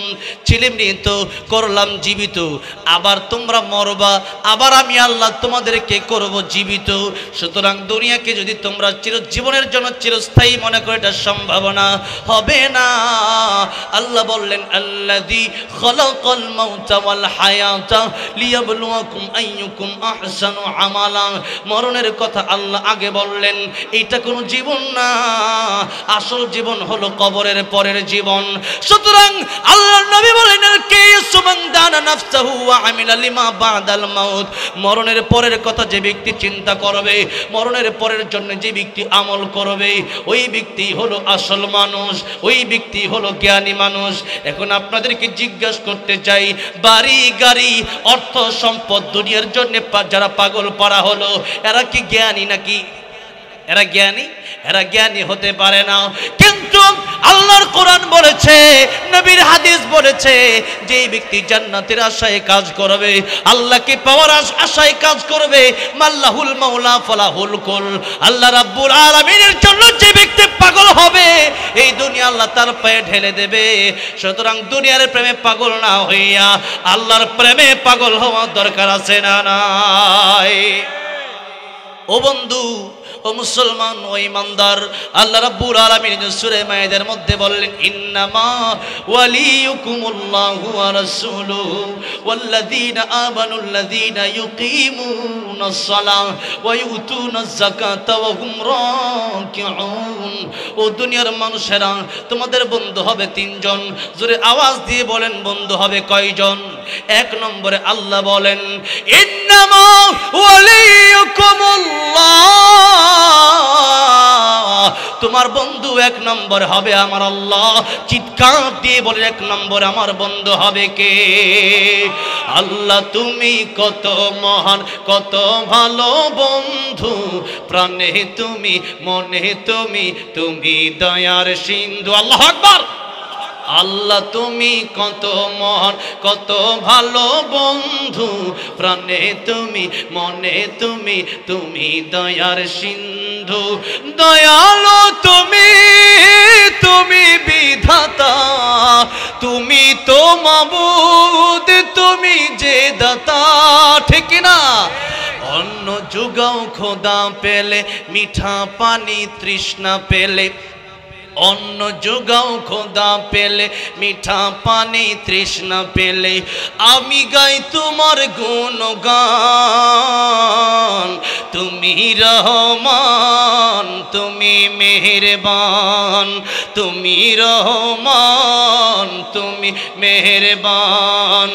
আল্লাহ তুমি কত মহান, বলেন না, আল্লাহ তুমি কত মহান, কত ভালো বন্ধু, প্রাণে তুমি, মনে তুমি, তুমি দয়ার সিন্ধু। আমার ভাইরা, আমার বন্ধুরা, আমার মুরব্বী ওয়াজেরাম, এই জন্য আল্লাহ নিজেই বললেন, এক নম্বরে তোমাদের বন্ধু হলাম আমি আল্লাহ। চিৎকার মেরে বলেন, এক নম্বরে আমাদের বন্ধু হবে কে? কারণ যখন আমাদের কেউ ছিল না, তখন ছিলেন কে? আবার যখন কেউ রবে না, তখন রবেন কে? এই জন্য মায়ের পেটে যখন ছিলেন, কথা তো বলতে পারতেন না, খাওয়া দাওয়ার ব্যবস্থা করলেন কি? দুনিয়াতে আসার পরে দাঁত নাই, আপনি যে কোনো খাবার খেতে পারবেন না। দুধ যদি দুনিয়ার দুধ দেওয়া হয়, হয়তো বেশি ঠান্ডা হয়ে যাবে, নয়তো বেশি গরম হয়ে যাবে।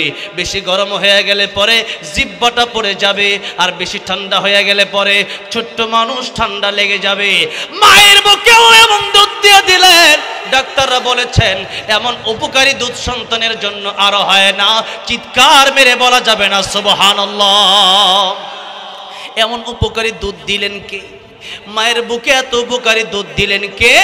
এত উপকারী দুধ আমার আল্লাহ দিলেন। এবার আপনার শক্তি নাই, আপনার দাঁত নাই, আপনি ভালো করে কথাও বলতে পারলেন না।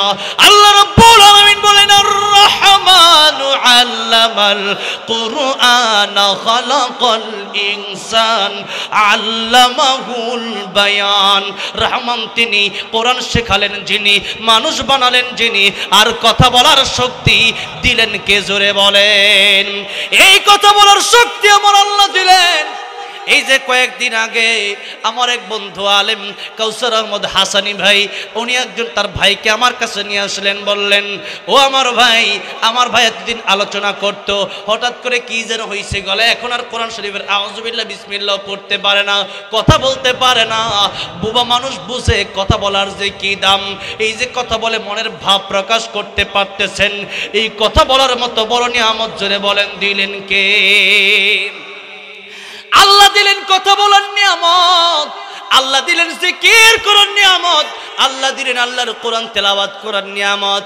এবার আল্লাহ নিজে বলছেন লাহুম কুলুবুন লা ইয়াফকাহুনা বিহা ওয়া লাহুম আ'য়ুনুন লা ইউবসিরুনা বিহা ওয়া লাহুম আযানুন লা ইয়াসমাউনা বিহা উলাইকা কাল আনআমি বাল হুম আযাল্লু উলাইকা হুমুল গাফিলুন। জোরে কোন আল্লাহু আকবার।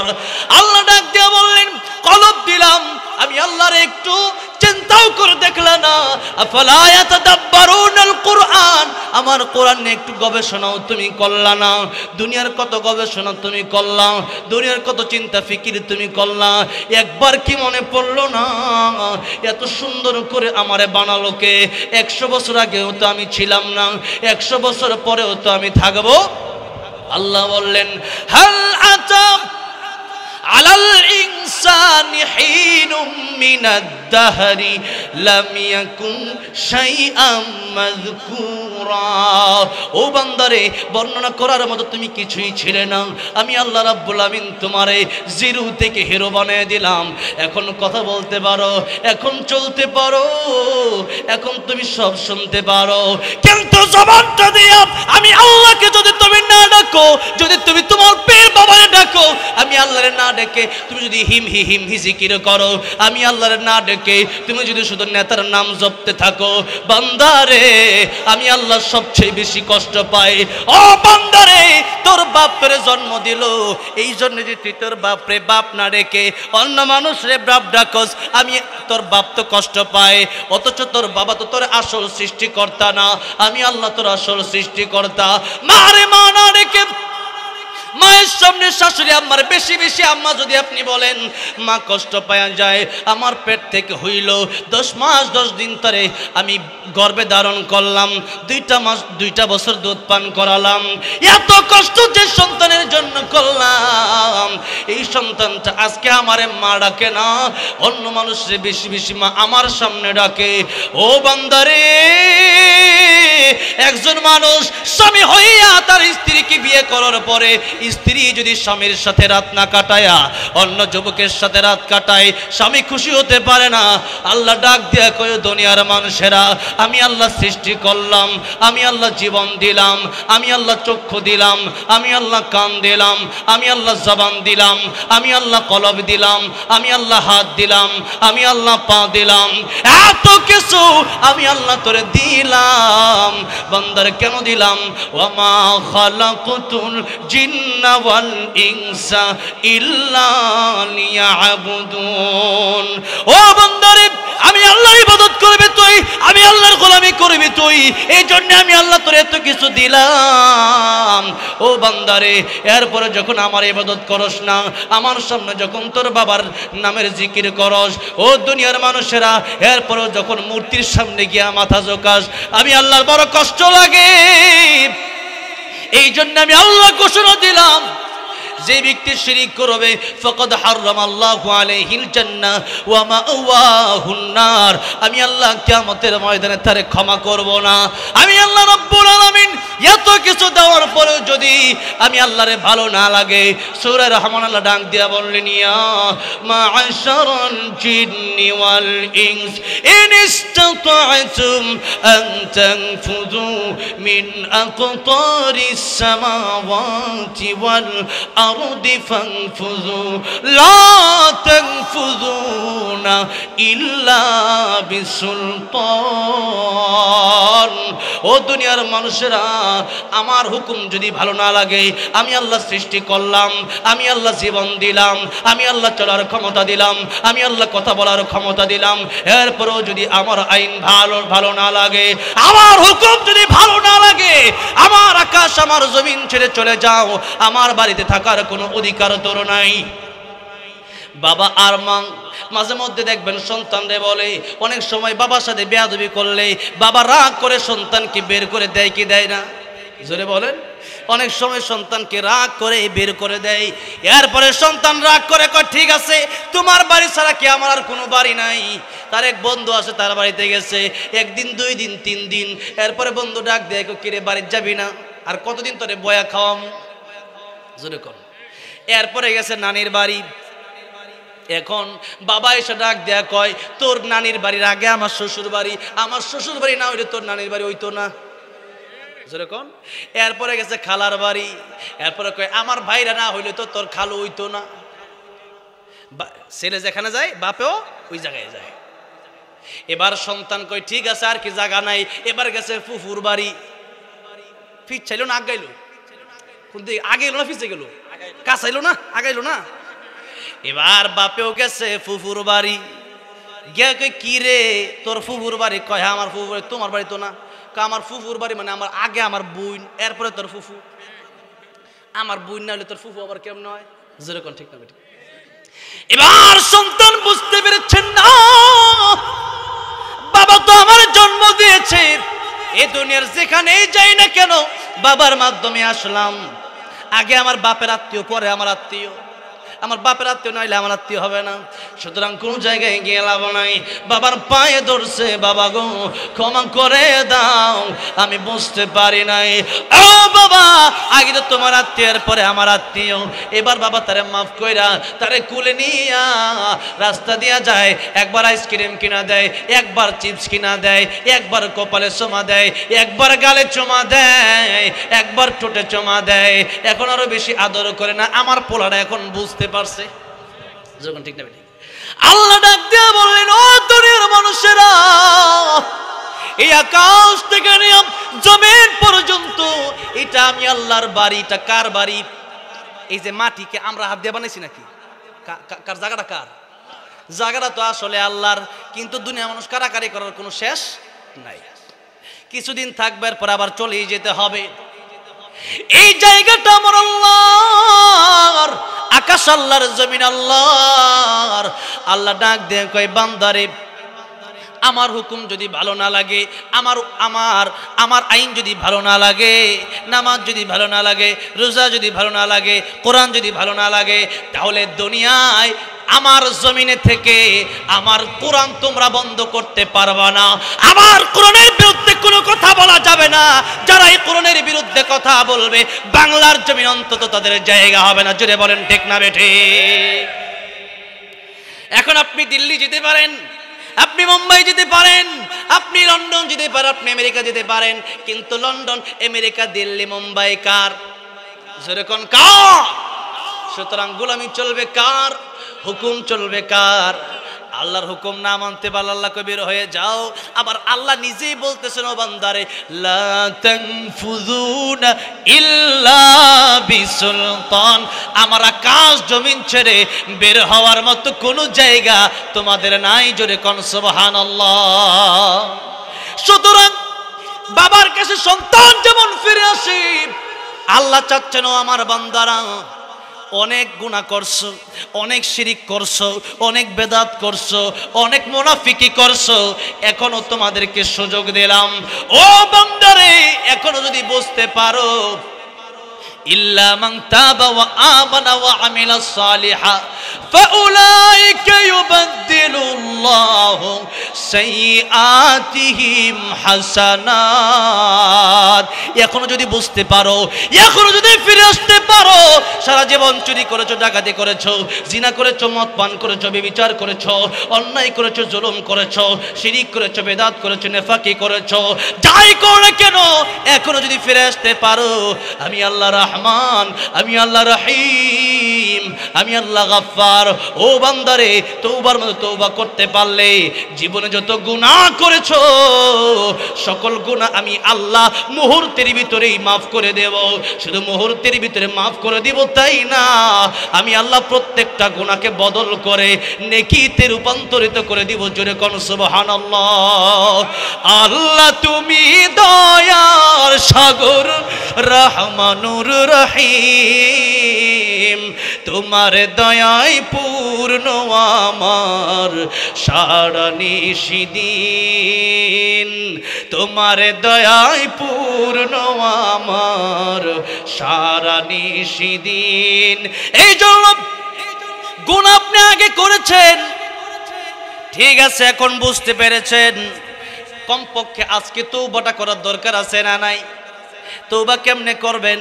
আয় আল্লাহ তাআলা, আমার গুনার জন্য আমি লজ্জিত, এই গুনার জিন্দেগিতে কর তাআলা, যেই গুনাহ করছি আল্লাহ এটা বড়ই অপরাধ আমার জন্য ছিল, এই গুনাহকে গুনাহ মনে করেছি, এরপরে সাথে সাথে গুনাহটা ছেড়ে দিতে হবে, আল্লাহর কাছে অনুনয় বিনয় করে বলতে হবে, আল্লাহ তাআলা আমি তোমার বান্দা, তুমি আমার আল্লাহ, তুমি যদি মাফ না করে যাওয়ার কোনো জায়গা নাই। এরকম ভাবে যদি আল্লাহর কাছে বলতে পারেন, আল্লাহ বলেন আমি আল্লাহ তোরে মাফ করে দেব। কিন্তু আমাদের সমস্যা হলো আমরা গুনাহ করতে থাকি, তওবা করার কোনো খবরই নাই, যেরকম ঠিক না বে ঠিক? এবার আল্লাহ বললেন বান্দারে তওবা করে যদি আসতে পারো, নবী বললেন তাইবু মিনাদ যামবি কামাল্লা যামবা লাহু, ও উম্মতেরা রে তওবা যদি খাঁটি তওবা করতে পারো, আমার আল্লাহ রাব্বুল আলামিন তোমারে কেমন বানায় দেবে। একটা মাসুম বাচ্চা, একটা নবগত বাচ্চা যখন এই পৃথিবীতে তার মায়ের পেট থেকে আগমন করলো, ওই বাচ্চার যেমন কোনো গুনাহ নাই, যেই ব্যক্তি তওবার মতো তওবা করতে পারবে, আমার আল্লাহ রাব্বুল আলামিন তার জীবনেও কোনো গুনাহ রাখবে না, তার খাতা পরিষ্কার করে দিবেন, তার আমলনামায় আল্লাহ নেক দিয়ে ভরপুর করে দিবেন। নবী বলেন যেমন তার গুনাহ ছিল না। এখন তাহলে বলেন আজকের মাহফিলে যেহেতু এসেছেন, আমার পরে প্রধান বক্তা আলোচনা করবেন, ওই প্রধান বক্তার সাথে দোয়া করে একেবারে শেষে আখিরি মোনাজাত করে তওবার মতো তওবা করে বাড়িতে যাওয়ার দরকার, জোরে কোন আছে না নাই? আজকে আমরা গুনার পর গুনাহ করি, এমনকি আমরা গুনাহ যে করতেছি গুনাহ মনে করি আমরা গুনাহ করি না, গুনাহকে আনন্দ মনে করি আমরা গুনাহ করি, জোরে কোন ঠিক না ঠিক? আমার ভাইরা, আমার মুরব্বি বাবাজিরা, আল্লাহ বললেন যদি বুঝতে পারো যে আমি গুনাহ করে ফেলছি তাহলে তওবা করো। কিন্তু মরণ তোমাদের ঠিকই আসবে, মরণ যা আসবে, এই মরণ কখন আসবে তা তোমাদের কারো জানা নাই।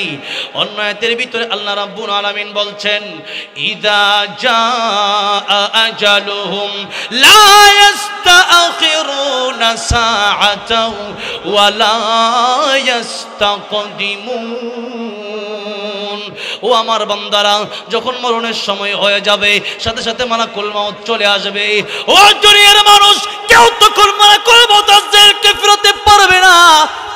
আল্লাহ বললেন যখন সময় হয়ে যাবে, একটা সেকেন্ড আগেও হবে না, পরেও হবে না। সুতরাং মৃত্যুর প্রস্তুতি নেওয়ার জন্য আল্লাহ 24টা ঘন্টায় যেন আমরা মৃত্যুর প্রস্তুতি নিয়ে রাখি, এই জন্যই এই কথা বললেন। আল্লাহ বললেন আকাদু উখফিহা, আমি আল্লাহ এটা গোপন করে রাখলাম। এখানে সাআ আসছে, ইন্নাস সাআতা আতিয়াতুন, নিশ্চয়ই কিয়ামত আসবে।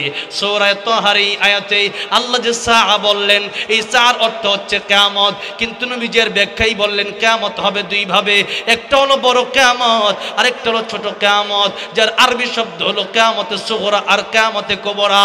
কিয়ামতে কুবরা তো যেদিন ইসরাফিল আলাইহিস সালাম সিংহায় ফুৎকার দিবে সেদিন বড় কিয়ামত হয়ে যাবে।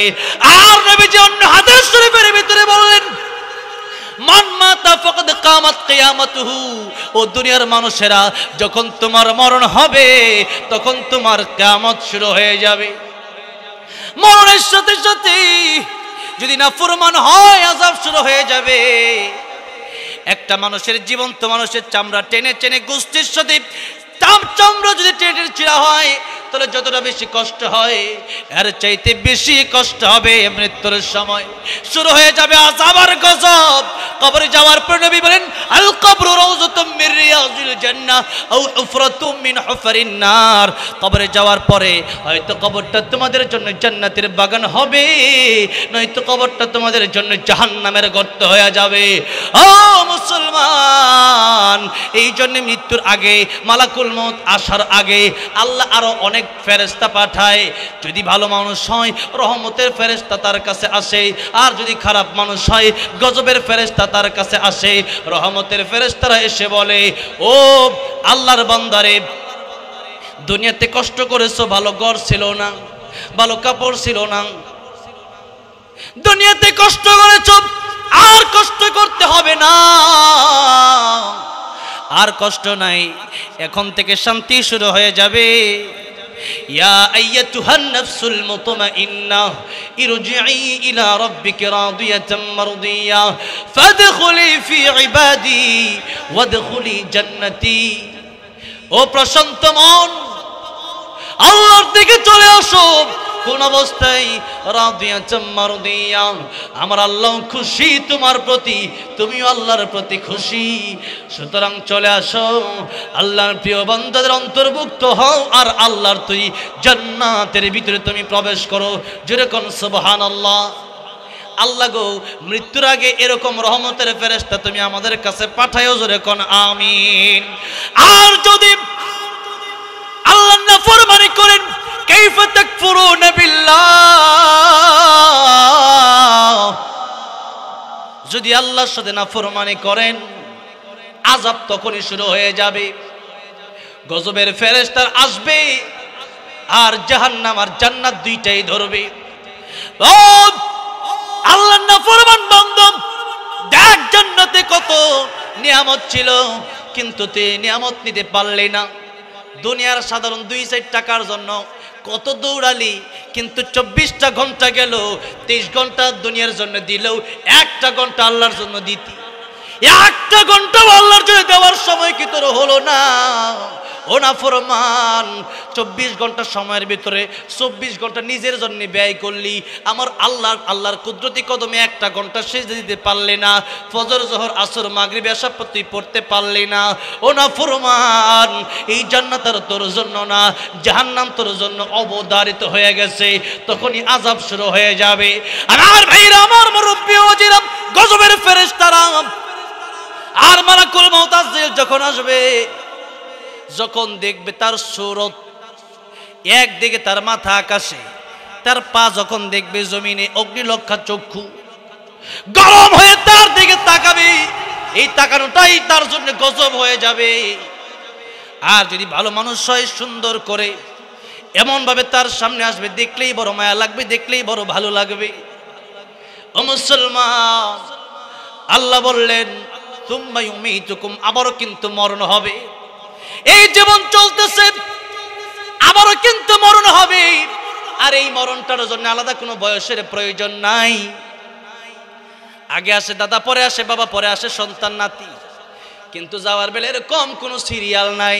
দাদার কাছে নাতির লাশ, দাদার হাতে নাতির লাশ থাকে কি থাকে না?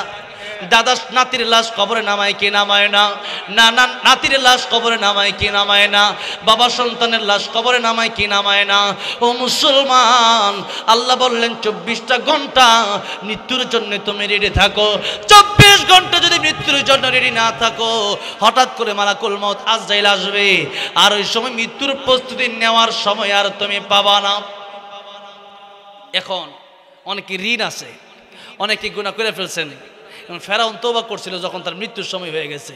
2 সময় তওবা আর কবুল হয় না। একটা হলো বাদাল গারগারা, যখন জানডানে গলা এই পর্যন্ত আয়া পড়ছে, মালাকুল মউত চলে আসছে, এখন আপনার মরণ হয়ে যাবে যাবে অবস্থা খারাপ, কথা ঠিক মতো কইতে পারেন না। এখন আল্লাহ আমি তওবা করলাম, এখন আর এই তওবা কবুল হবে না। আল্লাহ বলেন এতদিন তুই কোথায় ছিলি?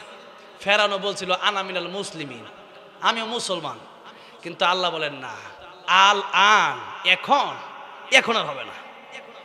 50 বছর দিলাম, হ্যাঁ 60 বছর দিলাম, এখন আর হবে? মৃত্যু কার কখন আসে আমরা জানি। গাড়িতে যাইতেছি, অ্যাক্সিডেন্ট হয়ে মরে যেতে পারি। ঘুমায় রইছি, ঘুমের সময় মরণ হতে পারে কি পারে না? রাস্তা দিয়ে হেঁটে যাচ্ছেন, ডাকাইতেরা ফার মারছে, মরে যেতে পারেন। তাহলে মরার জন্য আজকে মানুষ জীবিত থাকলে মানুষ অবাক হয় না, যে জীবন্ত কত মানুষ অবাক নাই। এই যে কথা বলতেছি, এটাই অবাক হওয়ার বিষয় ছিল, যে কেমনে কথা বলতেছি, যে আল্লাহর কি কুদরত। এই যে চোখে দেখতেছি, আল্লাহর কি কুদরত, বন্ধ করলাম আর দেখি না। এই যে কানে শুনতেছি, আল্লাহর কি কুদরত। আর মানুষ মরে গেলে পরে মানুষ অবাক হয়, এই লোকটা মরে গেল কেমনে। কিন্তু মরে যাওয়া অবাক হওয়ার বিষয় না, বেঁচে থাকাটাই অবাক হওয়ার বিষয়। যেরকম ঠিক না ঠিক? আজকে মানুষ মরে গেলে পরে অবাক হই, আর আমরা মরতে চাই না। আল মুমিনু তুহফাতুল আল মাউতু তুহফাতুল মুমিন, মৌত হলো মুমিনের জন্য হাদিয়া। এটা কি হাদিয়া? মরণের সময় হয়ে গেলে পরে মুমিন ব্যক্তি খুশি হয় যে আহ কতদিন পরে আমার আল্লাহর সাথে আমার আজকে দেখা হবে। আল্লাহু আকবার, আল্লাহু আকবার। আমার আল্লাহর সাথে আমার দেখা হবে। আব্দুল কাদের জিলানী রাহমাতুল্লাহ এটাই বলতেন। কি বলতেন? জান্নাত ও দোজখ সে ইয়া রব क्या करम, जन्नत ও दोज़ख से या रब क्या करो, आरज़ू है मैं तुझसे देखा करो, आरज़ू है मैं तुझसे देखा करो। আল্লাহ তাআলা জান্নাত দিয়ে আমি কি করব, জাহান্নাম দিয়ে আমি কি করব? আল্লাহ জাহান্নামের এক কর্নারেও যদি তুমি আমার দিয়ে দাও, জাহান্নামে যেতেও রাজি আছি, কিন্তু তোমার দিদার নসিবে না হলে আমি আব্দুল কাদেরের অন্তর ঠান্ডা হবে না, চিৎকার মেরে বলা যাবে না সুবহানাল্লাহ। আব্দুল কাদের জিলানী রাহমাতুল্লাহ যারা তাহাজ্জুদে নামাজ পড়ে, যারা 5 ওয়াক্ত পড়েন, তাদের কথা তা তো ফরজে ডিউটি করতেই হবে, কিন্তু আল্লাহর যারা বেশি ভালোবাসে এরা গভীর রাতে আর ঘুমায় না।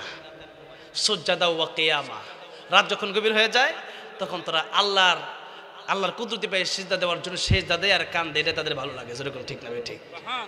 আমার ভাইরা, আমার মুরব্বী বাবাজিরা, যখন মরণের সময় হয়ে যাবে তখন আল্লাহর পক্ষ থেকে আল্লাহ ফেরেশতাদেরকে বলে যে যাও, আমার পক্ষ থেকে তোমরা তাদের কাছে সালাম দাও। সালাম কোন? সুবহানাল্লাহ। দুনিয়ার একজন বন্ধু অনেক ভালোবাসা আরেকজন বন্ধুকে, অথবা প্রেমিক প্রেমিকা, কথার কথা আছে দুনিয়াতে। এখন 1 বছর 2 বছর কথা কয় না, হঠাৎ করে প্রেমিক প্রেমিকারা চিঠি পাঠাইছে, প্রেমিকার দিকে কো আমার প্রেমিকা আমার চিঠি পাঠাইছে, আল্লাহু আকবার, কি খুশি। আর আল্লাহ আমাদের সবচেয়ে প্রিয় বন্ধু কে? আল্লাহ। আল্লাহ, এরপরে হলো রাসূল, এরপরে ঈমানদার ব্যক্তিরা। এখন আল্লাহ হইলো আমাদের সবচেয়ে প্রিয় বন্ধু, এবং এই কথাটা আল্লাহ কোরআনে কিভাবে বললেন? আল্লাহ বললেন ওয়াল্লাযীনা আমানু আশাদ্দু হুব্বান লিল্লাহ।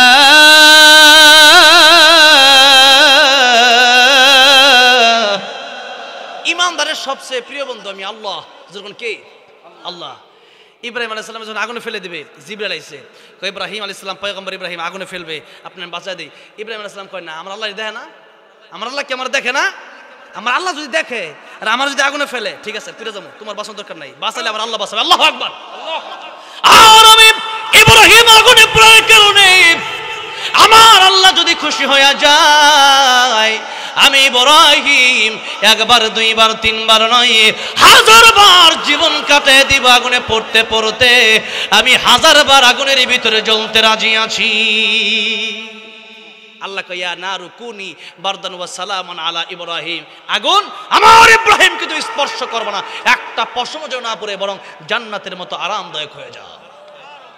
ইব্রাহিম আলাইহিস সালাম এই পৃথিবী থেকে যখন চলে যাবেন, পৃথিবীর মানুষকে ডেকে বললেন, পৃথিবীর মানুষেরা রে, দুনিয়াতে কত জায়গা দেখলাম, কত জায়গায় গেলাম রে, আমি যখন সে আগুনের ভিতরে গেলাম 40টা দিন নমরুদের আগুনের ভিতরে আমি ছিলাম, ওই 40টা দিন যত শান্তিতে আমি ছিলাম, আমি পয়গম্বর ইব্রাহিম এত শান্তির জায়গা পৃথিবীর জমিনে আর কোথাও দেখি না।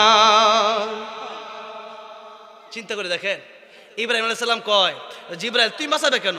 বলতে পারতেন, কিন্তু বলেন নাই, তুমি বাঁচালে সরাসরি আমার আল্লাহ আমার বাঁচাবে। আল্লাহু আকবার। আর আল্লাহ যদি খুশি হয়ে যায় যে আমি আগুনে পড়বো, এতে যদি আমার আল্লাহ খুশি হয় আমি 1000 বার আগুনে জ্বলবো, তাতে কোনো আফসোস তাই, আমার আল্লাহ তো খুশি হইব। আল্লাহু আকবার কোন? আব্দুল কাদের জিলানী বলেন, আল্লাহ জাহান্নামে যদি জ্বলি আর যদি তোমার পেয়ে যায় আমি জাহান্নামে যাবো, কোন? সুবহানাল্লাহ।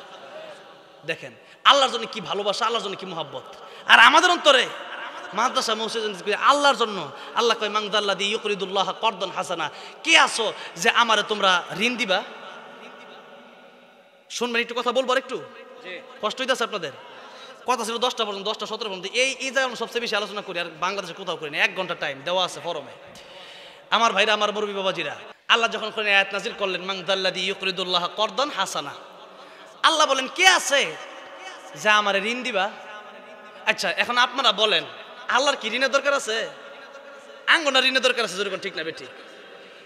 এই আয়াত নাজিল হওয়ার পরে এক ইয়াহুদি আবু বকর সিদ্দিক রাদিয়াল্লাহু আনহুর সামনে এই কথা বলল যে দেখ, এতদিন ভাবছিলাম মুহাম্মদ ফকির, নাউজুবিল্লাহ কর, এখন দেখি তার আল্লাহ ফকির। নাউজুবিল্লাহ জোরে বলবেন না?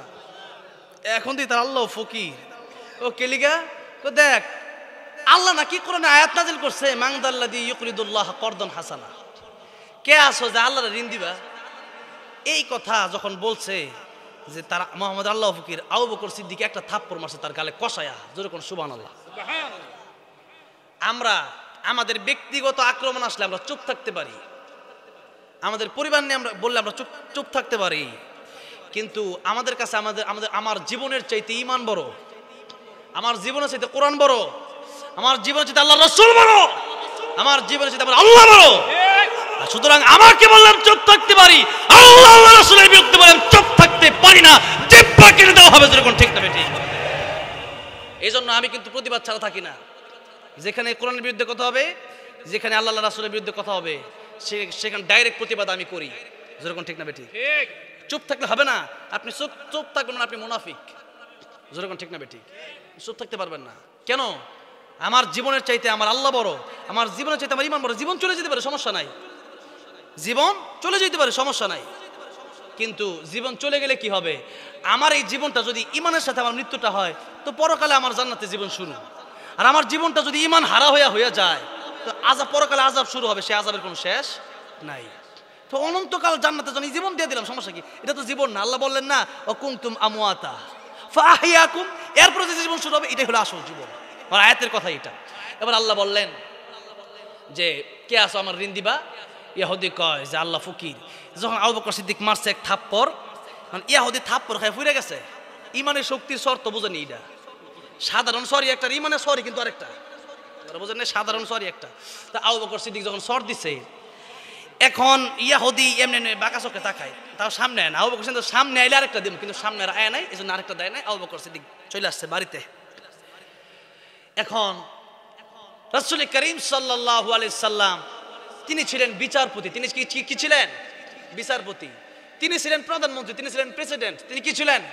প্রেসিডেন্ট ছিলেন। আমরা তো আজকে মনে করি যে হুজুররা কি ক্ষমতায় যাইব, হুজুররা খালি ইমামতি করবো। আহা, এত নিচু মন মানুষ কেন? এই দেশে যদি হুজুররা দেশ যদি চালায়, দেশ হবে সবচেয়ে শান্তির দেশ।